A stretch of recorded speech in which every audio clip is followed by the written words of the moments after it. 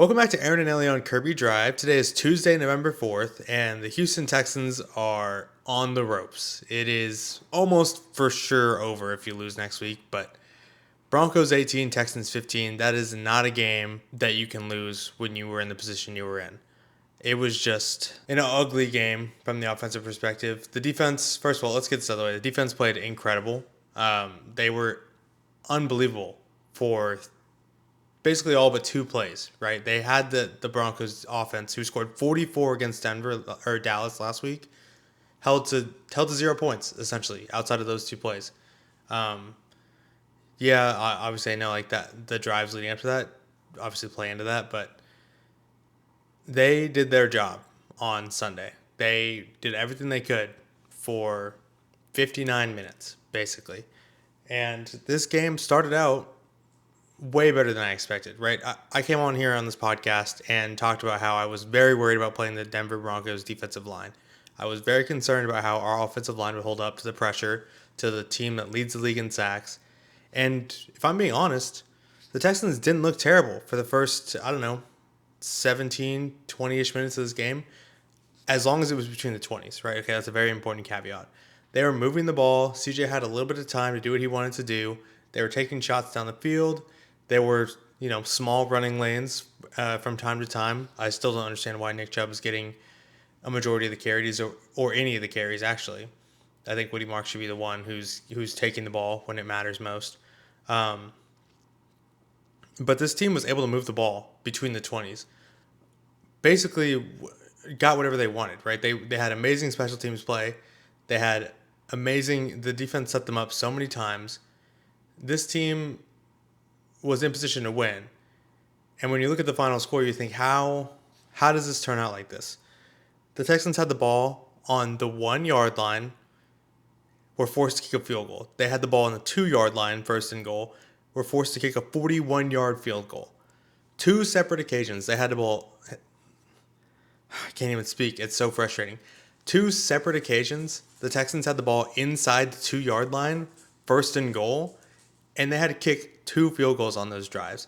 One of them was from 41 yards away because that's just how embarrassingly bad our goal line defense is, or goal line offense is. I can't believe it. I mean, in the moment, right? Like it's the same thing every single week. You get the ball to the 1 yard line, everybody in that stadium knows we're not scoring. It's just nobody's excited. Nobody feels anything. We're just like, okay, let's see how they screw this up again.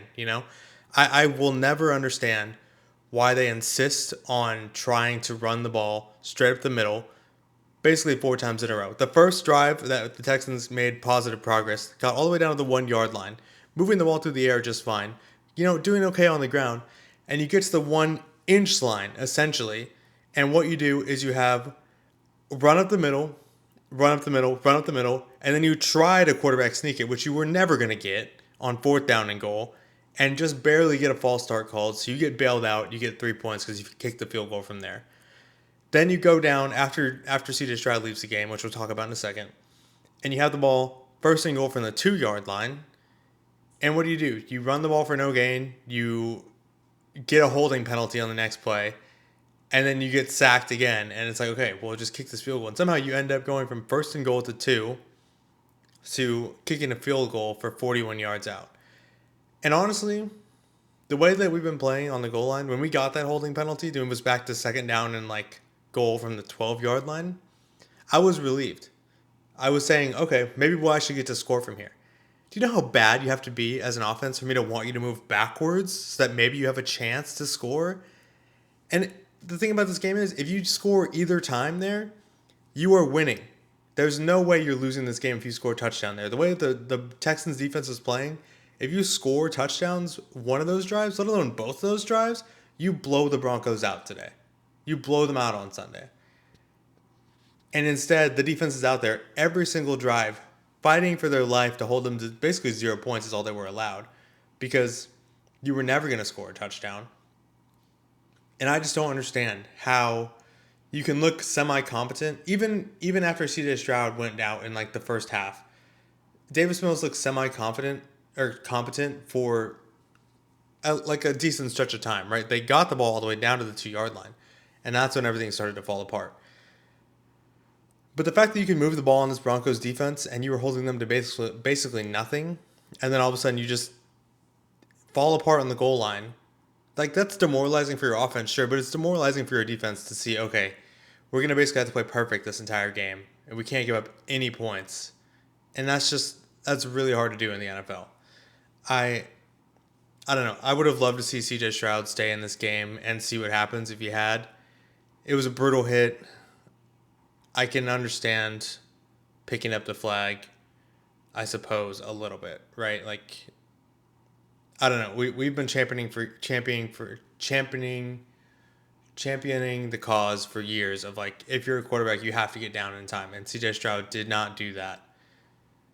The thing is that he was attempting to slide, and the safety who hit him, I think, would have been able to pull up in time if he hadn't lowered his head and tried to just drive into him with his shoulder from like 10 yards away, right? There's this thing about where players don't look where they're tackling anymore. They just lower their head and try and hit somebody with their shoulder as hard as possible, you know? And usually it's like a super old head thing to be like, yeah, players just don't tackle right anymore. They don't have good form. They don't teach it in schools, you know? But I feel like they don't, right? Like you put your head down 10 yards before you're going to make a play, and then you just hope that you're going to hit whatever you do. And so, like, in that situation, I can see how he didn't have time to react, but only because he had lowered his head so early that he just was already fully going to make that hit no matter what. So it sucks. I don't think there was any ill intent behind it. It's just really bad luck. I do think that if CJ Stroud stays in this game, maybe you eke out a win. But, I mean, the first drive, like, I didn't feel any better about this offense scoring from the 1 yard line when CJ Stroud was in than I did whenever Davis Mills came in. I just think that there's a fundamental defect in this team where the interior offensive line is just not good enough, right? I think there's still some promise in Ariante Arcery, and I think that Titus Howard is a decent player on the outside, right? I hear reports about how Ed Ingram is like a really good guard all of a sudden, and how, like, wow, like he's doing numbers. I think he was hurt for large periods of this game, but still, the fact that you have no push on the interior offensive line and you insist on running the ball straight down the middle every time you get down there is so infuriating. It's not even, like, it's to the point where, like, you get in the stadium and you're there and you're watching it happen. The first goal line stand was literally right in front of Ellie and I, and we're just watching it, not even upset, not even frustrated. We just know what's going to happen, you know? We're at that point of the season where it's like, okay, I know what this team is. And somehow, some way, I know what this team is, and yet they still surprise me by being better than I thought they could be against this Broncos team. And then they blew it. They blew it. And now I got to deal with a bunch of Broncos fans celebrating a 3-point win over Davis Mills like they just won the Super Bowl. So infuriating. I don't know. Because the Texans defense did exactly what I thought they needed to. They were in Bo Nix's face. He looked panicked. He was pressing all the buttons, throwing back across the middle to receivers who were just, like, not ready for the ball. Threw a couple picks, I think. At least one, maybe two. And the Texans were in control of this game somehow. Like, they went into the fourth up 15-8. And I thought that they were, like, every time that the Broncos had a punt, it was like, okay, wow, like, maybe enough time will come off this clock to where we might actually have a chance to win this thing. And then the Broncos punted the ball back to the Texans with like 2 minutes left, I think, in the third quarter.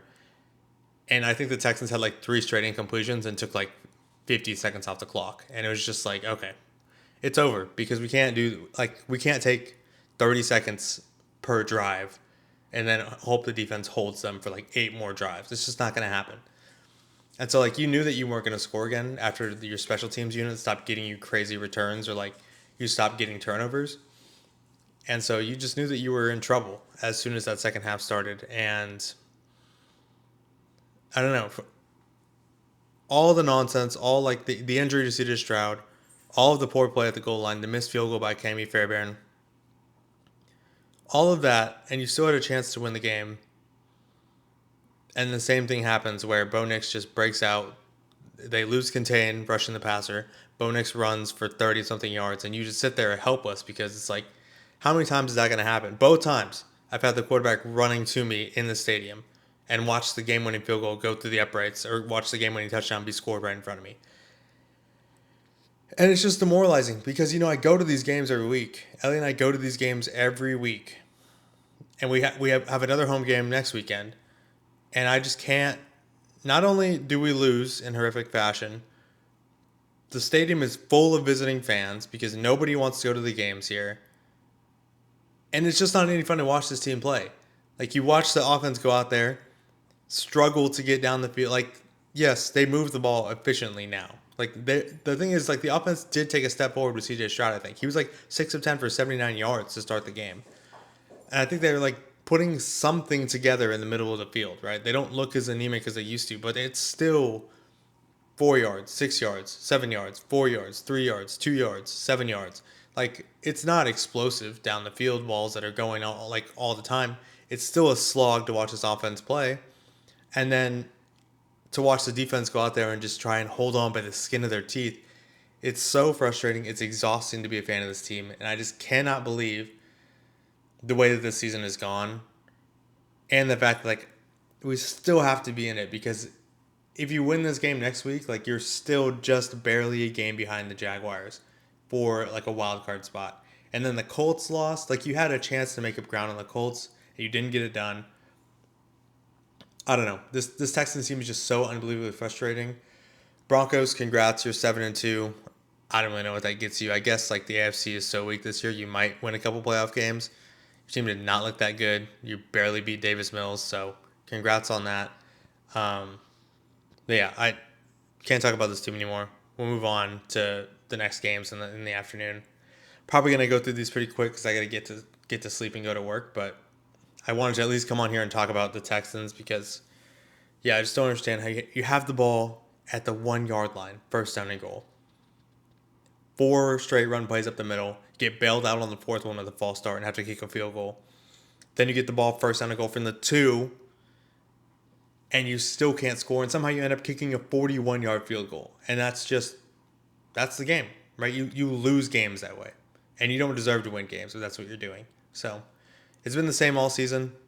I don't see it getting any better in the goal line situations because we just don't have the guys up front to score from that distance. So it's going to have to be from outside the red zone that we're scoring our points, and that's horrifying to me.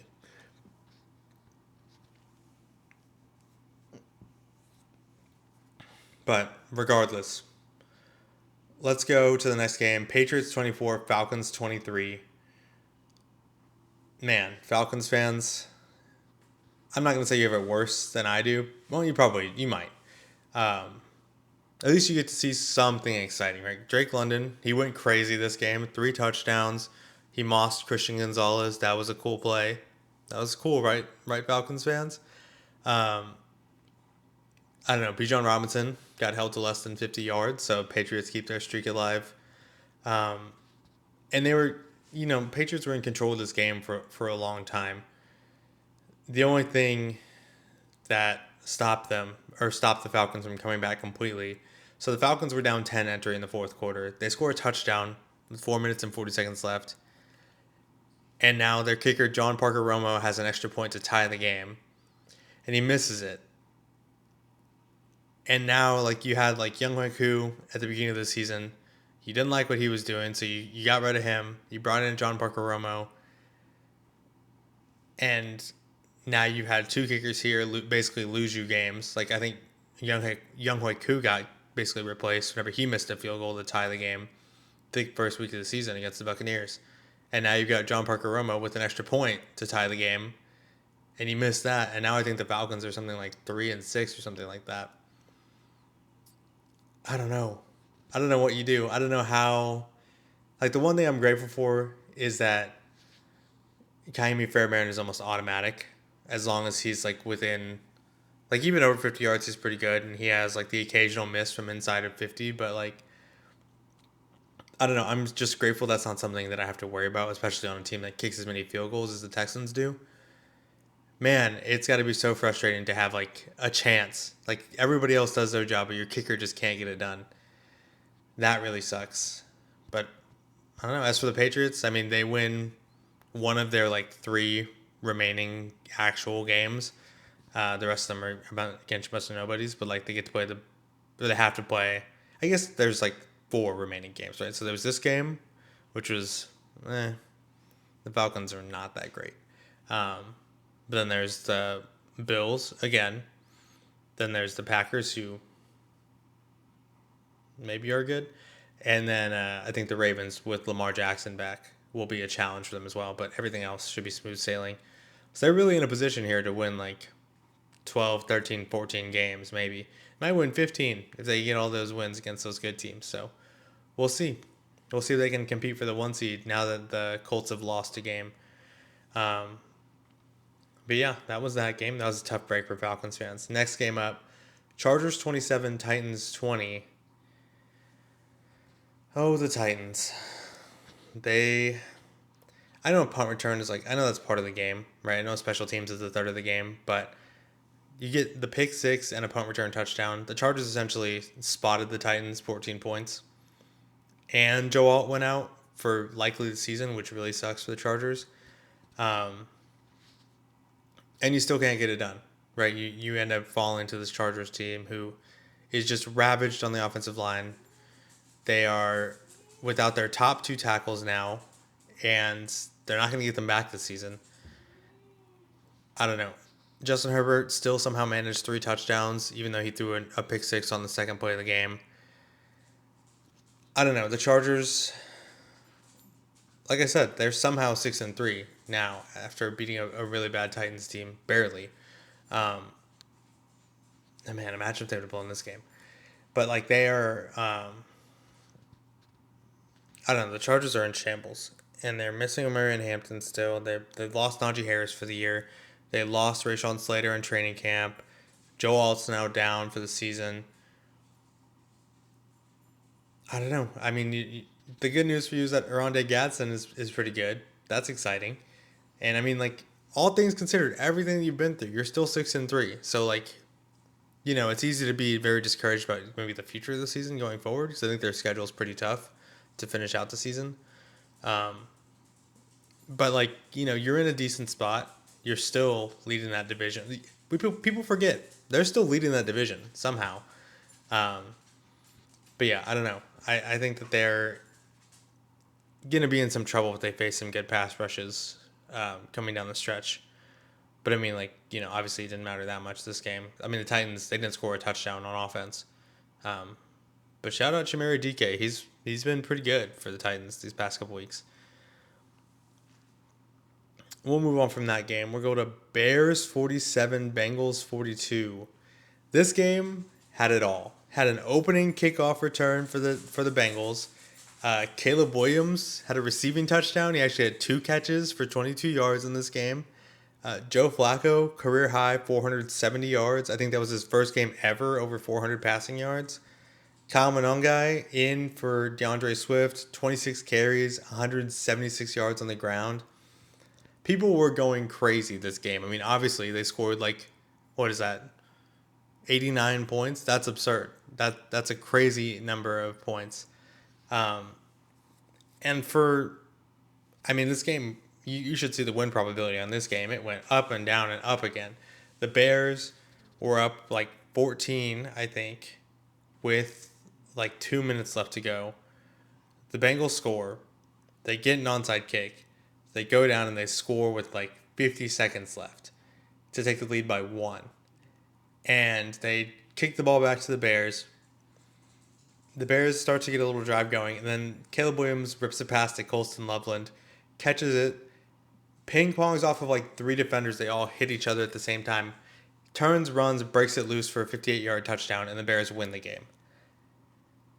That's twice in 2 weeks that the Bengals have scored over 38 points and lost, which has got to be some kind of record. But I mean, it's demoralizing for a team to lose like that. You go down and you score with 49 seconds left.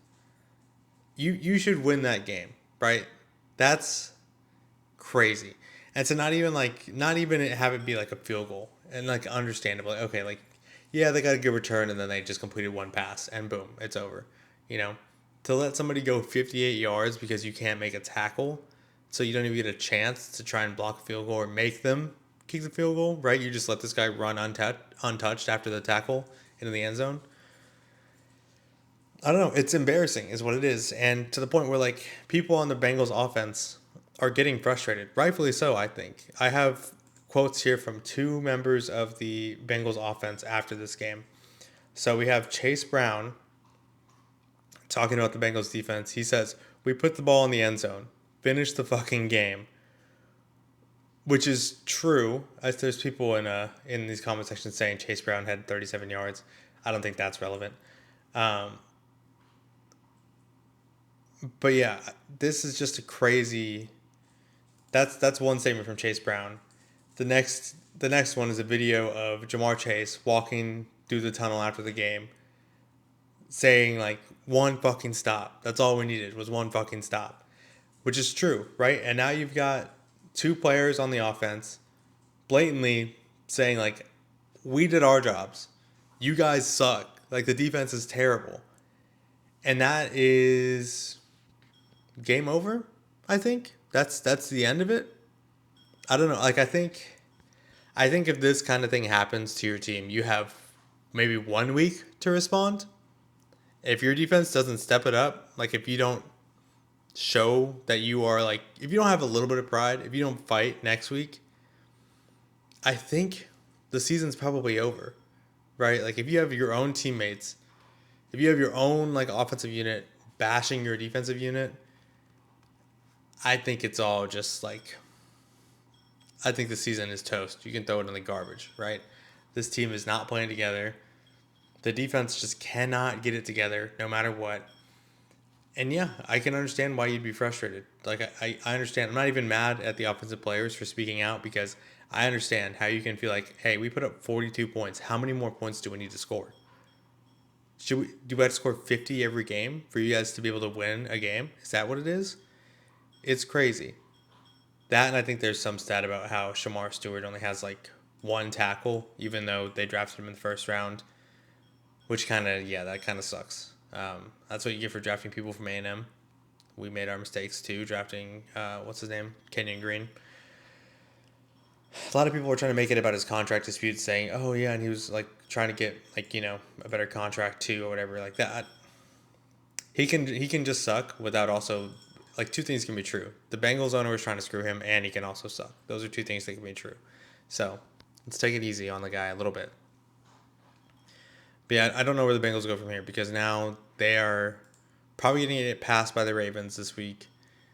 The Steelers somehow won a game, which we can talk about in a second. But I mean, yeah, they're drifting back in the race for their division right now. But yeah, speaking of, let's go to Steelers 27, Colts 20. This game was something that I never expected, right? Like I think I said last week, I was sitting here waiting, hoping, like just kind of waiting for the other shoe to drop on the Daniel Jones thing. Just thinking that one day he'd go back to what he always has been. But I mean, I said, every week that goes by, it feels more and more like wishful thinking rather than something I actually believe, And I think the Steelers fans kind of shared my sentiment in like, people just didn't expect this to happen. Like the Steelers fans, I saw something online where they were holding a funeral for their defense in the parking lot before the game. Full on like casket for the steel curtain and everything. And then their defense goes out and forces 6 turnovers in a game where they needed every single one, turns out. Yeah, Daniel Jones was not good at all on Sunday. He had 3 interceptions and 3 fumbles, 2 of which he lost. Yeah, it was not a good sight at all. It was the old Daniel Jones back from the dead. And now, look, I'm not gonna say that he's done, right? I'm too smart to think that this is signs of things to come. I know that he's got 1 or 2 more games where we're gonna say, oh, I guess he's actually still good, Daniel Jones, I know he's still got like 1 or 2 more magic games left in him. I'm not ready to write him off yet. Like, I'm not ready to write him off just yet. I will say, and this is something that's probably always been true, but like, I wonder if we'll get to see more instances of it as we go along.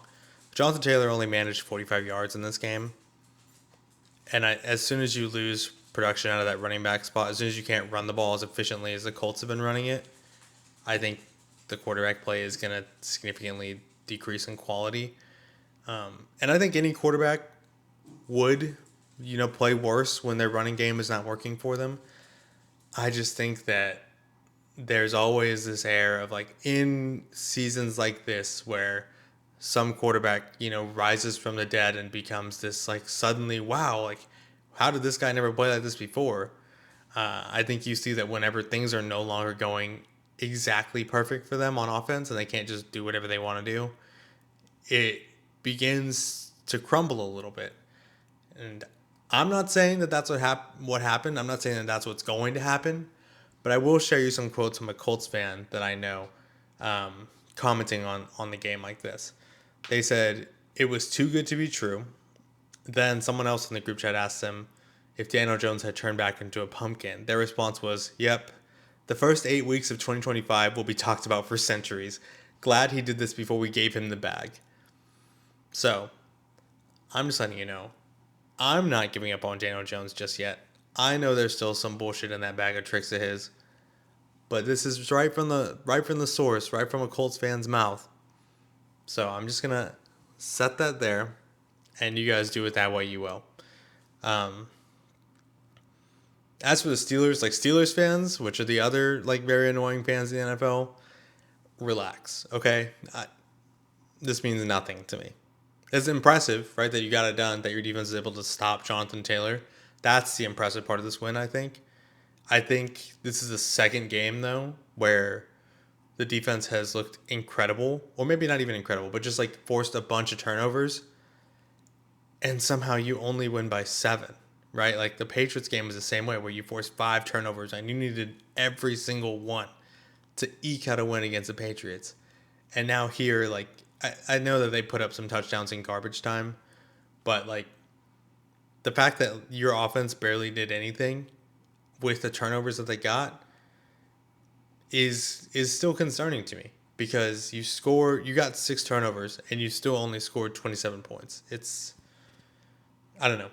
I still don't believe in the Steelers. Like they staved off their eventual collapse for another week, and I'm glad that it happened to the Colts. Again, I'm very happy that the Colts lost this game.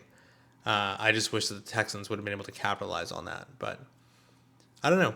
We'll see. I'm not giving up on Daniel Jones, but I do know Colts fans who are. So I just want that on the record for right now, and we'll move on to the next game. 49ers 34, Giants 24. Man, I guess the Texans defense is just that good, because as soon as the 49ers aren't playing against them, Mac Jones remembers how to play football, and Kyle Shanahan remembers that Christian McCaffrey's on his team. They just ran right over the Giants, and Mac Jones played efficient football. I think he threw 2 touchdowns. They just looked like night and day from last week against the Texans. And even still, even though you won this game, right, to move to 6-2 or 6-3 somehow, you lose another player on defense. Michael Williams, torn ACL. They're losing guys left and right. It's just a really hard thing to watch. Both teams in this game are like riddled with injuries. On the Giants side of the ball, Jackson Dart had 3 total touchdowns again. But I mean, you can tell that he is just like really, really feeling the weight of being the last man standing. I think you can see that. I think it's very apparent, especially when he's on the sideline and he's almost like crying. I don't know what. He was very emotional on the sideline as it was apparent they were going to lose this game, because he is clearly out there giving it his all, still playing well, but they just don't have the team to beat the 49ers, which I don't know. The 49ers are not that good, but they just don't have the guys to beat the 49ers, which, you would think they would. Their defense is still pretty much intact, and yet, like, their offense scored 24 points. It's not nothing, but I don't know. I digress. I don't know. I just think that he is feeling that weight of being the guy who has to do it all, and just not quite being able to get it done, which I don't know if anybody could with this Giants offense. So it's impressive what he's doing, and I think if you're a Giants fan, I think you need to focus on that, right? Just focus on the fact that what he's doing is really good, and like you're going to be able to enjoy that for a long time. You just need to make sure that he gets out of the season healthy, and that he continues to show improvement every week, and I think that that's a win, right? Because you were never going to win anything this season anyway, so as long as you get healthy, get everybody back next year, I don't know, maybe make a change at head coach. I'm not sure. Who knows? Like, you'll be able to do whatever you want to do next season, I think. So be patient, 49ers fans. Whatever. Congrats, I guess. Like, continue enjoying the season. I don't even know what you're playing for, but, maybe you get lucky. Maybe you get really, really, really lucky and Mac Jones leads you to a Super Bowl. Next game, Vikings 27, Lions 24. JJ McCarthy is back. Not only is he back, but he went into Ford Field and won, which I was very surprised. He didn't do a ton. Like, I think he only had like 145 passing yards, something like that. But he did have 3 total touchdowns. So, I mean, he did his part for sure. That was a game that I didn't see coming at all, though. Like, it's perplexing. Like, the Lions make no sense to me. Really, the NFL makes no sense to me this year. But, like, the Lions make zero sense to me. Because they will dominate teams. Pretty good teams, too, right? And then they will turn around and, like, there's still that Packers loss hanging over their head from the beginning of the season. And then the fact that, like, they, we're in it with the Chiefs, but not really, really in it. And now you're losing to a Vikings team that was kind of floundering for a while, And I mean, like, I don't know, to lose to JJ McCarthy is a little bit, I don't know. I don't even know what to say about that. I never expected this to happen, and, like, it's crazy that it did. JJ McCarthy's a psychopath. The way he talks in the locker room is crazy. The way that he's, like, staring down the camera. I don't know. I can't really take him seriously, but I'm sure if you play for him, like, yeah, that's got to fire you up. He did also make an Instagram post that said his kneecaps are still intact when taking shots at the Lions, who would love to bite kneecaps. So he's got a little bit of fire in him. I can at least respect that, even if I don't necessarily think that he's very, very good. I can still respect that. And, if he plays more like this and less like he did at the beginning of the season, I think he's going to be pretty good. And don't look now, but the Vikings are only a game back behind the Lions. I think the Packers still technically lead that division at 5-3-1 because of that tie. But the Vikings are right there. Like, they're one game out. And if the Lions want to compete for this division, like, they're going to have to get their get back against the Vikings in Minnesota next week or next time they play, because I don't know, after all the Carson Wentz nonsense and, like, what feels like, I don't know, weeks and weeks of them just kind of doing whatever. I guess they won enough games to stay afloat because they're 4-4 right now. And the Lions are 5-3, I think. And so, like, they're one game. They're right there. Which is surprising to me. I didn't expect that from the Vikings, but hey, the Packers also keep fumbling the bag, which is the game we're going to talk about right now. Panthers 16, Packers 13. Oh my goodness, the Packers are so bad. They are just the kings of playing down to their competition, because currently on the season they have losses to the Browns with Joe Flacco at quarterback when nothing was working for them, and the Panthers with Bryce Young at quarterback when nothing was working for them on offense besides Rico Dowdle. I was very wrong about this game. I think I came on here and said that the Packers were going to be up by 1,000,000 and Bryce Young would lead a couple comeback drives to pad his stats, but they would still lose, and so his stat line would be great and they would end up losing anyway, and people would still, like, pile praise on him for that performance. I was wrong both ways because the Packers lost. They looked abysmal in this game. And Bryce Young played poorly in the win anyway. He was 11 for 20, 102 yards, 0 touchdowns, and an interception. So I was very wrong about this game. And somehow, like, it ends up with the Panthers' victory. I don't understand it. I don't know what the Packers do. I don't know why whenever they play a team that is worse than them significantly, they play so far down to their level. It's embarrassing. Like, this is an embarrassing loss in Lambeau to the Panthers, who have not been good on the road, who did not have good play from their quarterback, who are not a good team. And yet now you've lost twice. I think, did the Browns beat them in Lambeau too? There's no way, right? I don't think so. Yeah, I guess the difference in this game was Rico Dowdle. He's backpacking again. He had 25 carries, 130 yards, and 2 touchdowns. On the final drive, they were, Bryce was, you know, he made some throws on the final drive, but really I think it was, all right, just give the ball to Rico Dowdle and see if he can get us the yardage we need. And he ran for like 20 yards and basically won them the game. I think they were just tired of letting Bryce try and do it, and it was just a little bit painful to watch. So they just gave it to Rico Dowdle, and he went and won them the game. So, I guess technically Bryce Young was credited with the game-winning drive. I guess, right? And, if you're a Bryce Young fan, that's great. I'm happy for you. I'm really glad you have this. I just want to know, if you're a Panthers fan,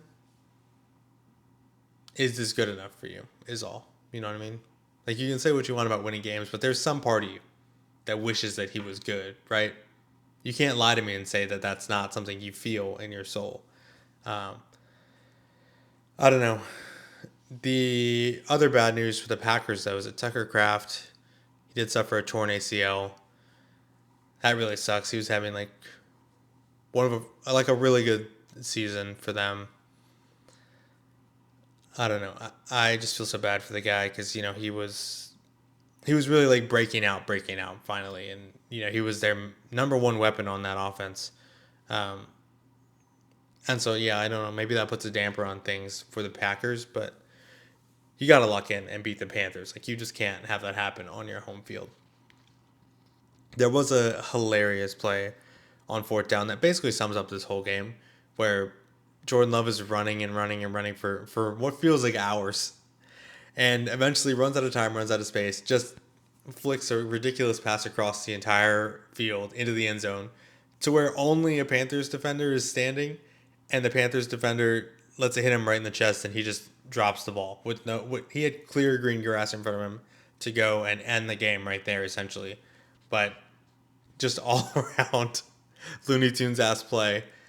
And yeah, I didn't get to see much of this game, but I saw that a million times on my feed, and that basically sums it up as far as I can tell. So I don't know. Bryce Young doesn't play well, but he gets the win over a wildly inconsistent Packers team. I just don't know who to believe in this year. I really don't. The only team that's playing consistently good football is the Seahawks, and probably the Rams as well. I probably believe in the Rams the most of all because I just don't know. The Seahawks, they are very good, but I will always pause at a team led by someone like a Sam Darnold to continue that level of play because I've seen it before. You know what I mean? So, I don't know. Speaking of the Rams, let's move on to Rams 34, Saints 10. Matthew Stafford is insane. That no-look pass that he had was absolute cinema. It's just, I can't believe the man is still doing it like that. He is a wizard with the ball in his hands.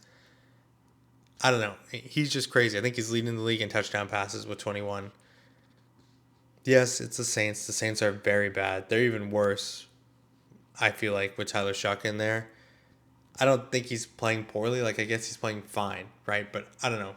It just feels like that was your throw in the towel moment. Was, all right, well, let's see what we got in Tyler, and then we'll just pack it up and plan our vacations, Just kind of, whatever. I don't know, but yeah, the Saints are going to be an automatic win the rest of the season. I don't think they've given up, but I just think that they don't have the guys or the will or the reason to try and win a game. I know they're all professionals. I know they're all playing for the next contract, but I don't think that there's this huge push to we got to win this one this week, Unless you're playing for pride, then I get it. But I just don't think they have the ability to do that anymore. Yeah, last thing for this game, Puka is back. Maybe not. He hurt his ribs. Hopefully it's nothing serious. But not a ton to talk about there. Next game up, Bills 28, Chiefs 21. The Bills defense was impressive in this one. I'll say that much. They had Patrick Mahomes running for his life. He played the worst game he has as a pro. He was under 50% completion for the first time ever.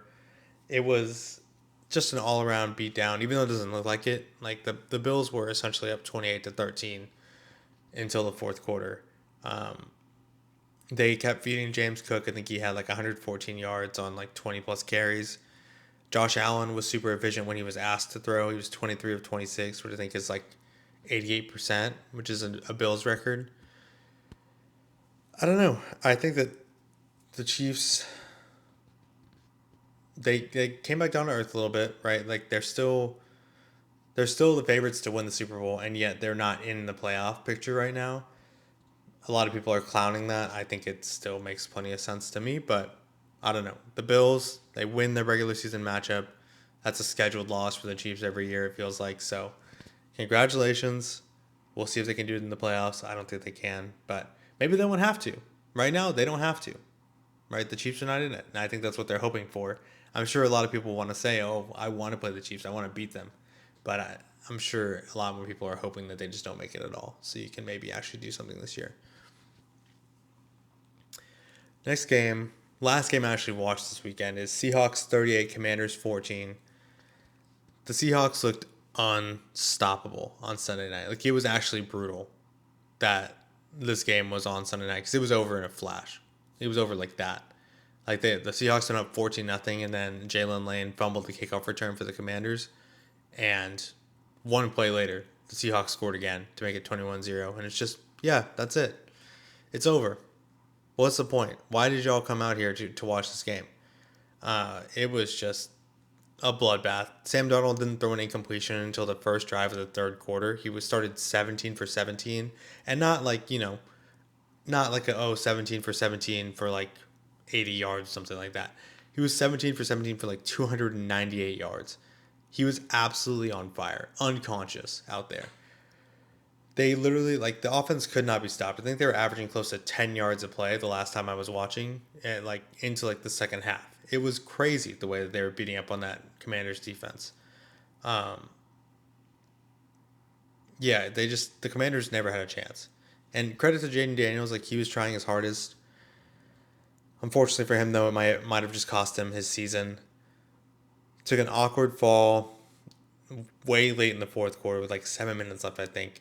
And I think his elbow ended up bending the wrong way, which is, so horrible to think about. And I really hope that he recovers well and like recovers quickly. Um, I don't know. There's a lot of people questioning Dan Quinn's coaching decisions to leave him in the game down 38-7 with so little time left. And I tend to agree. Like, I don't see why he was out there at all. I'm sure that if you were to ask him in that moment if he wanted to come out, he'd probably say no, right? Like, I don't think any of these guys who are competitors, right, that's how they made it this far. I don't think any of them are willingly going to say, like, okay, well, this game's over. Let me go ahead and take myself out, unless you're Anthony Richardson. Um, but, like, if you're Dan Quinn, like, you have to know when to protect your players from themselves, right? This is a situation that you never should have been in, that Jayden Daniels never should have been in. And now, unfortunately, it may have just cost him the rest of this season, which really sucks for Commanders fans, for people who just want to watch good football, because Jayden Daniels is a really good player and it's electric to watch him play. And just for, like, everybody on his team who was elevated by his play is now just going through the motions for the rest of this NFL season now, because they're 3-6, I think, now. They're not going to have their quarterback the rest of the way, probably. I mean, Marshall Lattimore also tore his ACL, but I feel like Commanders fans probably don't care as much about that.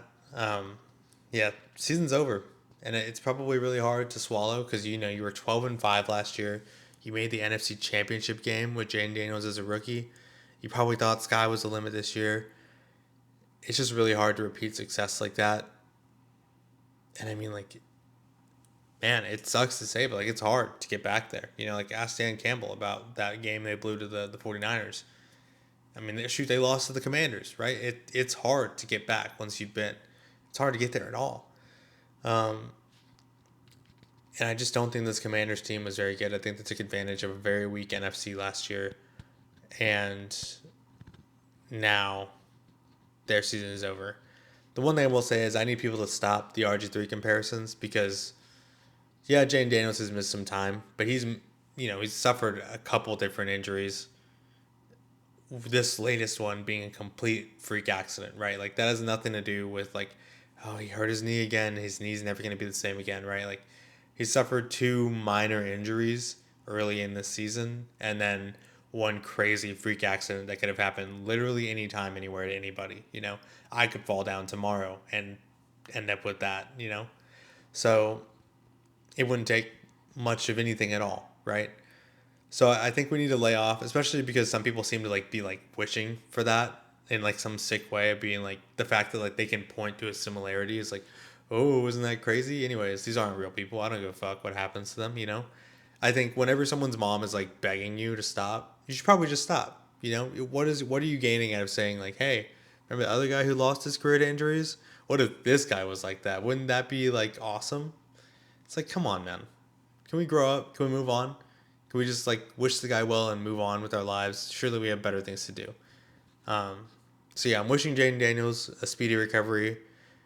I mean, I know the kid will be fine. It's weird calling him a kid. He's probably 2 or 3 years younger than me. But I know he's tough and he's gonna be all right. He's dealt with more adversity than this in his life, I'm sure. So I don't know.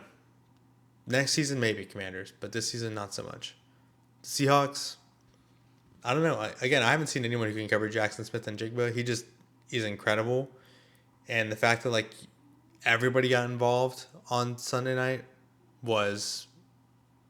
it's got to be encouraging if you're a Seahawks fan. I think that they're going to do really well so far as the regular season is concerned. The only problem is I feel I hate to say it, but I do feel you do have a ticking time bomb in your backfield, and his name is Sam Darnold. So we'll see if he can keep it up. If he can, I think this team is going to be a real contender for the Super Bowl. But again, we saw how that went last year. So we'll see what happens. Last game of the weekend, Cardinals 27, Cowboys 17. This game was on ESPN, and I didn't see any of it because YouTube TV removed ESPN, or ESPN removed themselves from YouTube TV. I don't know. But yeah, they are... hold on, let me pull this up. But yeah, I didn't get to see this. The only thing I saw was that this was a Marvin Harrison Jr. legacy game. And I also saw that Brandon Aubrey tried to retake his field goal record before the half from 68 yards. And he missed it. So it looks like there's a new kid in the block. God, dude, I'm so tired. Looks like there's a new kid in town. And Cam Little has something to say about Brandon Aubrey being the best kicker in the NFL. So Cowboys fans can't even have that, I guess.